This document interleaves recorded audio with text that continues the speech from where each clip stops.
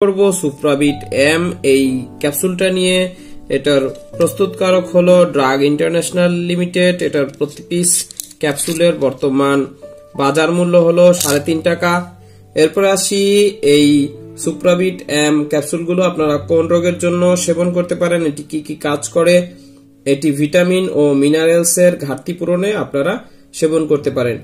এছাড়াও আপনারা আপনাদের শরীর যদি দুর্বল হয়, রোগা হয়, রোগ প্রতিরোধ ক্ষমতা কমে যায় এবং খাওয়ার রুচি যদি না থাকে, সেক্ষেত্রেও আপনারা এই সুপ্রাবিট এম ক্যাপসুলটা সেবন করতে পারেন। এতে খুব ভালো উপকার পাবেন। এরপর আসি এটার সেবন মাত্রা নিয়ে। এটার একটা ক্যাপসুল দৈনিক 2 বার সেবন করা যায়, অথবা আপনার চিকিৎসক আপনাকে যেভাবে পরামর্শ দেয় সেভাবে সেবন করতে পারেন। এরপরে আসি এই ভিটামিনগুলো সেবনে কি কি পার্শ্ব প্রতিক্রিয়া দেখা দিতে পারে। এসব ভিটামিন সেবনে যে পার্শ্ব প্রতিক্রিয়া দেখা দিতে পারে তার মধ্যে অন্যতম হলো ডায়রিয়া এবং ত্বকের রং হলদে হতে পারে।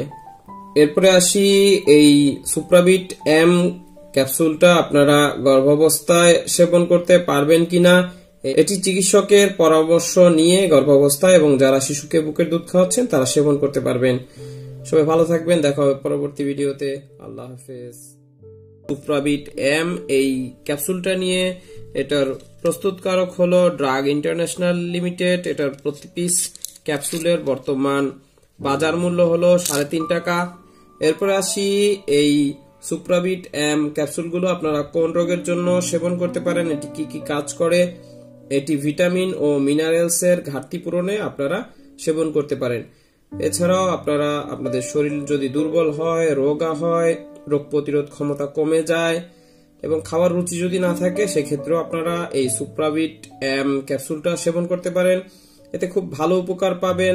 এরপর আসি এটার সেবন মাত্রা নিয়ে। এটার একটা ক্যাপসুল দৈনিক 2 বার সেবন করা যায়, অথবা আপনার চিকিৎসক আপনাকে যেভাবে পরামর্শ দেয় সেভাবে সেবন করতে পারেন।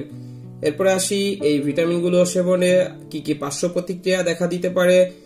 এসব ভিটামিন সেবনে যে পার্শ্ব প্রতিক্রিয়া দেখা দিতে পারে তার মধ্যে অন্যতম হলো ডায়রিয়া এবং ত্বকের রং হলদে হতে পারে।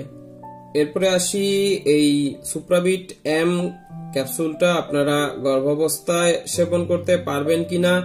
এটি চিকিৎসকের পরামর্শ নিয়ে গর্ভাবস্থায় এবং যারা শিশুকে বুকের দুধ খাওয়াচ্ছেন তারা সেবন করতে পারবেন। সবাই ভালো থাকবেন, দেখা হবে পরবর্তী ভিডিওতে। আল্লাহ হাফেজ। ভিডিওটি দেখে অবশ্যই যদি ভালো লাগে চ্যানেলটি সাবস্ক্রাইব করতে বলবেন না। চ্যানেলটি সাবস্ক্রাইব করে পাশে থাকুন।